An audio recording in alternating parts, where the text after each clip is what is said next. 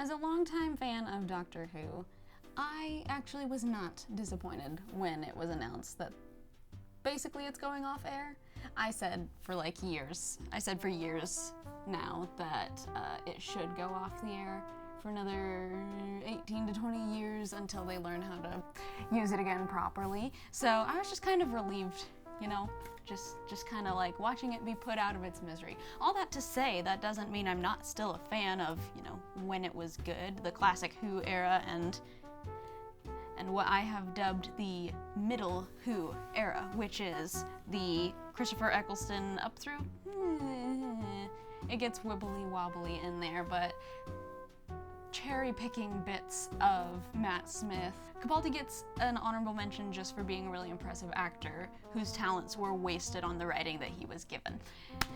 Regardless, all that to say, anytime I like something, I start crocheting for it. For Doctor Who, of course, the most notable thing would be the Fourth Doctor's scarf. So I have here, I've actually already kind of started it because it was a pain to get the right colors of yarn. It really was. Trying to find the right weight and also then the colors. Well, I would go to one brand and it would have these colors but not that color, and so I wound up getting a whole bunch of different kinds of yarn. They're the same weight, and as we learned from the shorts, the weight is very important. So you have a few main colors here that make up the Fourth Doctor's scarf. There's a little bit of purple, there's a little bit of this kind of steely gray. Let's see, let's arrange this. So you have this sort of gold mustard yellow, you have this kind of bluish charcoal gray, there's a nice tan, which I don't think I really got the exact shade of tan that you need, but it's close enough, and if I really want to, then I'll look again. You have this really nice purple. I'm a little concerned about the purple and the blue because they're slightly more of a silky, slick material, so I don't know. So far it seems to be going really well, actually. They're all the same weight. They all are actually the same weight, so they're gelling well together. You have this red, which actually, yeah, so this is the 24/7 cotton that I was complaining about in the other video, so I think this is the one that I'm most afraid of being a little too thin, since the weight for 24/7 cotton was not a weight for. And then I have this wool, actually, which I think the original scarf, the whole thing was supposed to be wool. But then I got a wool ease in an olive color, and this, I forget, I think I ripped the label off, so I don't remember what this one is. I could look at my purchase history if I really wanted to know. All that to say, for this one, I am doing what is known as Tunisian crochet. So this one, with normal crochet, you take your hook, and whether you start on a slip stitch, could be a slip stitch thing here, where you start and then you do chains, and then you go back through the chains, and each time you turn it, it's a new row. This one's different in that you have to kind of do every row twice. I'm not an expert, I literally just watch how-to videos. And then go based on that. So for this one, this is a fan project of people who have gotten together and analyzed the scarf. For those who don't know, the scarf is 14 feet long, 12 to 15 feet long, somewhere in there, and I am trying my best, but there is free patterns available online by people who have analyzed the frames and determined the best mix of here's how to do it. So this is a pattern that I'm actually in the process of adapting from a knitting pattern. It's pretty simple for this one because it's just stripes on a scarf. So there's several different versions of the patterns available for different types of knit stitching.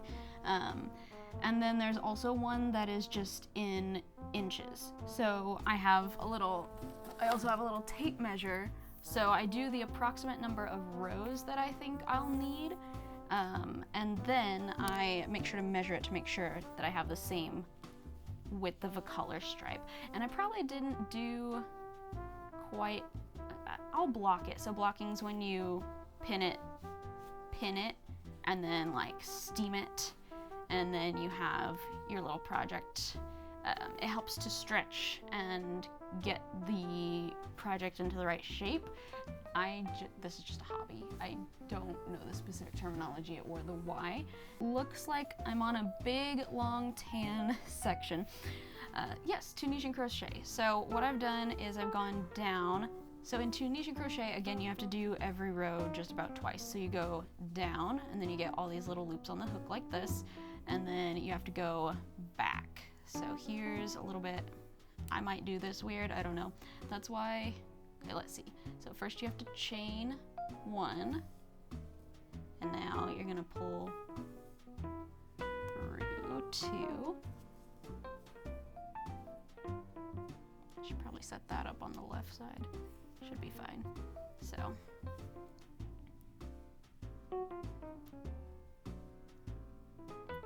That one's snagged.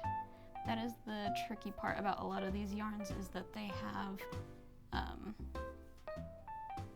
they split kind of easily, except for the 24/7 cotton.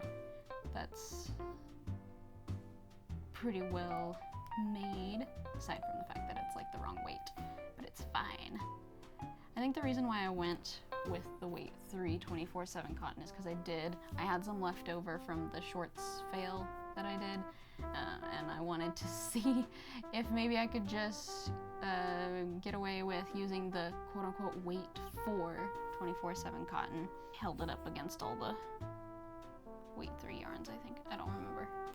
I determined that it wasn't going to work. Yes. Yeah, so this section that I'm on right now calls for 52 rows.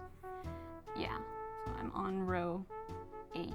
I think 1, 2, 3, 4, 5, 6, 7, 8. Yeah, so I'm gonna be working on this a while. This is gonna be quite a long project, but I think this is gonna turn out super fun. Hi Deke, what are you doing?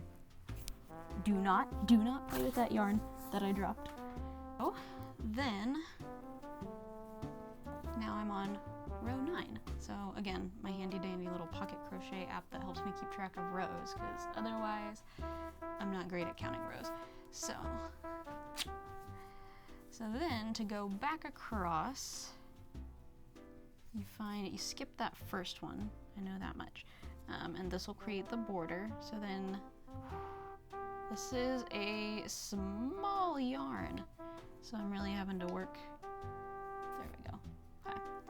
So then you just go through. This is specifically also a Tunisian knit stitch, so that I can get the look of knitting, since I am adapting this from a knitted project, without actually having to learn how to knit.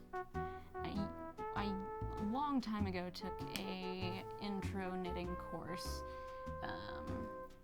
and then I forgot how to knit, and then I tried to get back into it a long time after, and I did not really enjoy it. There's just something about, like, couldn't get the hang of using 2 sticks, whereas then I picked up crochet and I was like, oh, there's just 1, that's easy.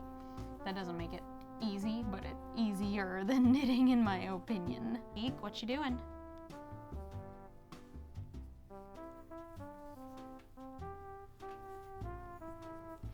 He's being weird is what he's being. 3. That's the thing. This is so that you can fit the whole project on there. You have a longer hook, but that means if there's anything in the way, it gets bopped.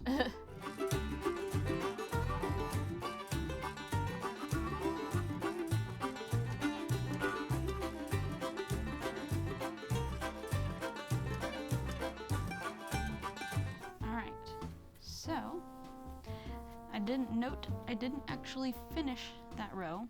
I've gotten halfway through that row because the row is not complete until you go back down.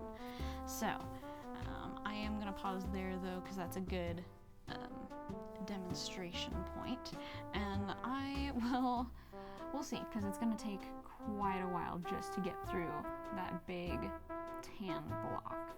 So that is going to take a hefty bit of time. I know I'll probably want to talk about how well this 24/7 cotton yarn does or does not gel with the rest of the project. So I will see you then.